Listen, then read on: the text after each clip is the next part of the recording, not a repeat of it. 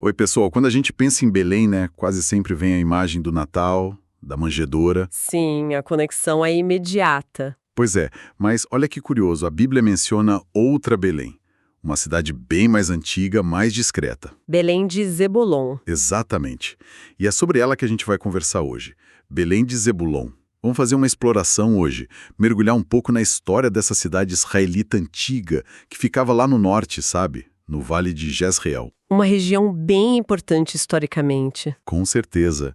E para guiar nossa conversa, a gente está usando como base um artigo bem informativo do Diego Pereira do Nascimento.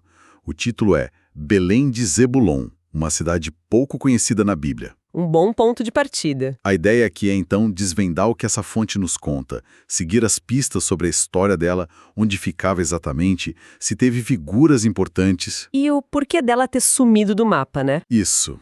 Por que ela desaparece assim dos relatos? Bom, vamos desembrulhar isso juntos. Para começar, acho que é um ponto-chave que o artigo já deixa claro logo de cara. Não dá para confundir as duas Beléns. Fundamental isso. Tem a Belém que todo mundo conhece, Belém de Judá, ou Belém Efrata, lá no sul, pertinho de Jerusalém. Onde Jesus nasceu, segundo a tradição. Exato. E tem a nossa Belém de hoje, a de Zebulon, que ficava lá na Galileia, bem ao norte. Parece simples, né? Mas essa diferença é o primeiro passo para entender os textos certinho. E essa distinção que você está falando, ela não é só um detalhe geográfico, não. É crucial para interpretar várias passagens bíblicas corretamente. Como assim? Bom, se você não tem claro que existiram as duas cidades com o mesmo nome, você pode acabar misturando contextos, sabe? Personagens, até a cronologia das coisas. Ah, entendi. Uma ficava no território de Judá, a outra no de Zebulon. Entender isso ajuda a gente a montar o quebra-cabeça histórico e geográfico da Bíblia com mais precisão. Falando em geografia, a origem de Belém de Zebulon, segundo a fonte, tem o ar meio de mistério, né? Tem sim. A hipótese mais provável é que ela seja bem antiga, talvez até anterior à chegada dos israelitas. Pode ter sido fundada pelos cananeus, os povos que já moravam lá. Faz sentido. Muitos assentamentos na região têm essa origem cananeia. E a localização não foi à toa. O Vale de Jezreel, essa área era famosa por quê mesmo? Você mencionou que era importante? Ah, o Vale de Jezreel era tipo o celeiro da antiga Canaã. Uma planície enorme, terra escura, muito fértil, bem irrigada. Entendi. Era sinônimo de fartura agrícola. Então é muito lógico, como o artigo sugere, que uma cidade como Belém de Zebulon tem as suas raízes ali. Provavelmente começou como um lugar de agricultores. Exatamente. Gente que viu o potencial daquela terra, essa vocação para a agricultura deve ter marcado a cidade desde o comecinho. E essa vocação agrícola parece que se confirma na primeira vez que a Bíblia fala dela, né? A fonte aponta lá para o livro de Josué, capítulo 19. Josué 19:15, isso. É naquele momento da divisão da terra de Canaã entre as tribos de Israel, depois da conquista.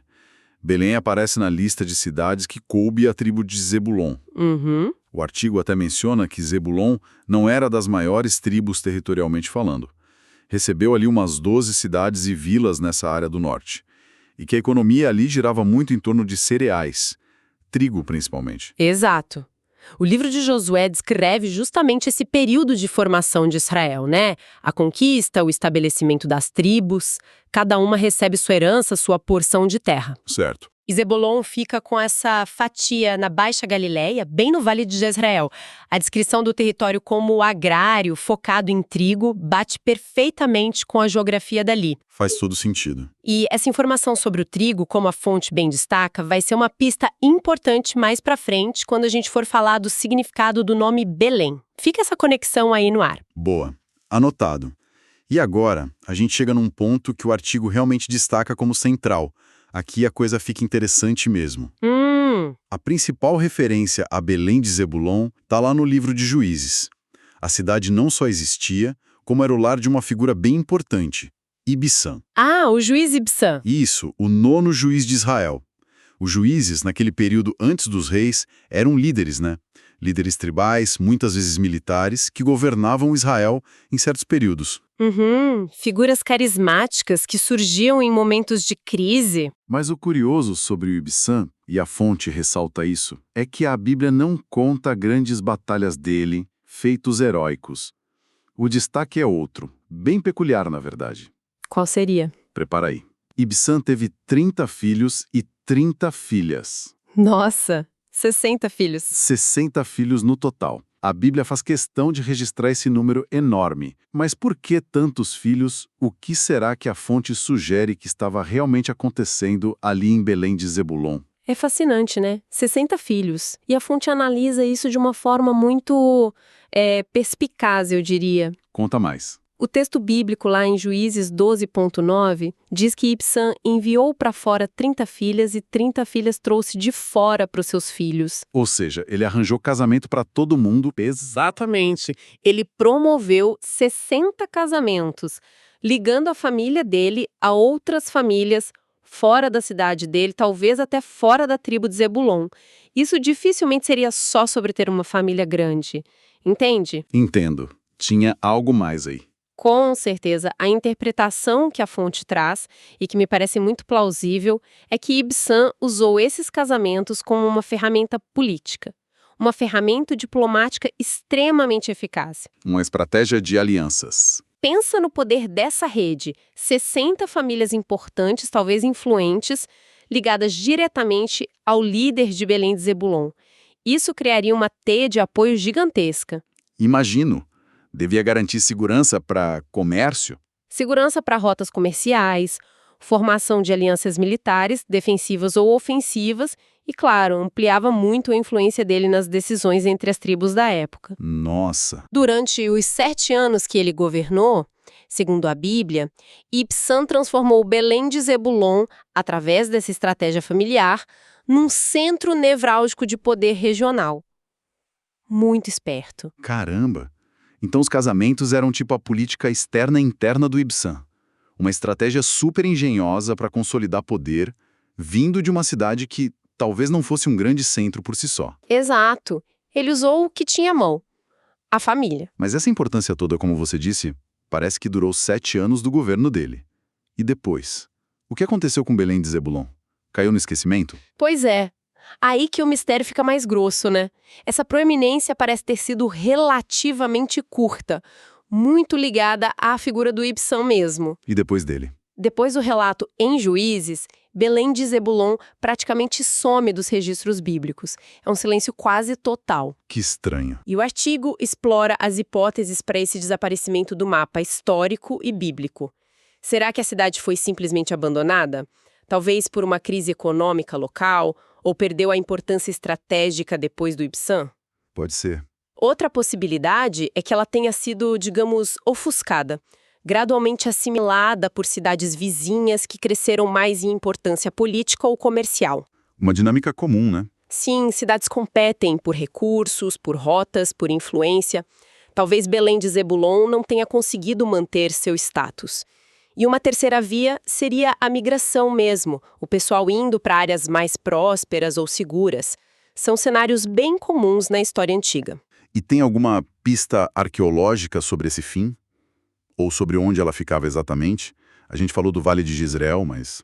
Olha, a fonte é bem clara sobre essa dificuldade de localização e sobre a falta de evidências arqueológicas que batam o martelo, sabe? Entendi. Nada confirmado. O artigo menciona o relato do Flávio Joséfo, aquele historiador judeu do primeiro século, uma fonte extra-bíblica importante. Ele situava Belém de Zebulon a noroeste de Nazaré. Perto de Nazaré. Sim, perto de uma floresta de carvalhos ainda no Vale de Jezreel, entre o Mar da Galileia e o Mediterrâneo. Essas descrições ajudam a gente a delimitar a área geral. Mas achar as ruínas mesmo? Achar as ruínas exatas é outra história. E isso levanta uma questão importante sobre a arqueologia bíblica, né? Muitas cidades antigas foram destruídas, em guerras, reconstruídas várias vezes no mesmo lugar. Criando aquelas camadas, os téus? Exato. Ou simplesmente os materiais se degradaram, foram cobertos pelo tempo. A fonte até cita uma sugestão mais moderna que localizaria as ruínas perto de uma cidadezinha atual chamada Ilute, vizinha a Nazaré. Ilute. Mas, como o próprio artigo frisa bem, isso é especulativo, falta confirmação arqueológica sólida. O local exato de Belém de Zebulon continua sendo um enigma. Um enigma histórico e geográfico, então. Mas tem um último ponto que eu achei fascinante que a fonte explora. O próprio nome, Belém. A gente já viu que não era exclusivo da cidade de Davi e Jesus. Mas o que significa? Ah, o nome. O nome Belém, em hebraico, é Beit Lechem. Beit Lechem. A fonte detalha a etimologia. Beit, escrito como Beit, significa casa ou lugar de. E Lechem, Lechem, significa pão. Casa, pão. Então Belém quer dizer? Literalmente, casa do pão. Casa do pão. Nossa, isso é muito sugestivo pensando em tudo que a gente já falou aqui. Exatamente. Aqui os pontos se conectam de uma forma muito bonita, né? Total. Leiro da região. Lembra da menção lá em Josué sobre o território de Zebulon ser focado na produção de trigo? Claro, faz todo sentido agora. O nome Casa do Pão não parece ser coincidência, né? Como a fonte bem aponta, o nome provavelmente reflete a identidade econômica, a principal vocação da cidade e da região em volta. A agricultura, os grãos. A agricultura farta, a produção de grãos, que são a base do pão. É um belo exemplo de como o nome de um lugar pode guardar sua geografia, sua economia e, de certa forma, sua história. Incrível essa conexão. Então, resumindo um pouco a nossa conversa, o que a gente tira disso tudo, ao explorar mais a fundo o artigo sobre Belém de Zebulon? Uma história bem rica, né? Muito rica, escondida por trás de um nome famoso. Primeiro, essa revelação de que existiram duas Beléns na Bíblia. E como é importante não confundir. Essencial. Depois, a conexão dessa Belém do Norte com o Vale de Jezreel, super fértil, e sua provável origem agrícola. A Casa do Pão. Exato. Vimos o momento de destaque dela sob o juiz Ibçan, cuja família enorme era, na verdade, uma rede complexa de alianças políticas. Uma estratégia em tanto. E aí, o mistério do declínio, do desaparecimento dela dos registros. E, por fim, esse significado do nome, Casa do Pão, que amarra tudo de forma perfeita. Identidade, localização, economia. E eu acho que investigar uma cidade assim, que a gente poderia chamar de menor ou obscura na grande narrativa, tem um valor imenso, sabe? Qual seria esse valor? A história fragmentada de Belém de Zebulon nos mostra as complexidades do mundo antigo, mostra as dinâmicas de poder local, a importância da geografia. Ela também nos confronta com os limites do nosso conhecimento histórico. Verdade. E com a natureza da arqueologia, que às vezes é frustrante, mas sempre fascinante. O que a gente consegue resgatar e o que talvez esteja perdido para sempre. Cada fragmento como esse adiciona textura, profundidade ao nosso entendimento do passado. Não é só sobre a grande história, mas sobre as muitas pequenas histórias que a compõem. Excelente ponto. E isso nos deixa com uma reflexão final, talvez, né? Ao trazer à luz a história de uma Belém quase esquecida. Fica a pergunta. Exato, fica a pergunta. Quantas outras Beléns de Zebulon existem por aí? Quantas histórias, quantas comunidades, quantas estratégias engenhosas como a do Ibsen foram super importantes no seu tempo, mas acabaram, sei lá, nas notas de rodapé ou totalmente fora dos livros que a gente lê hoje. Muitas, provavelmente. Talvez a maior lição seja essa: manter a curiosidade acesa para essas narrativas escondidas. Perceber que sempre há mais camadas para descobrir, mesmo naqueles relatos que a gente acha que conhece tão bem.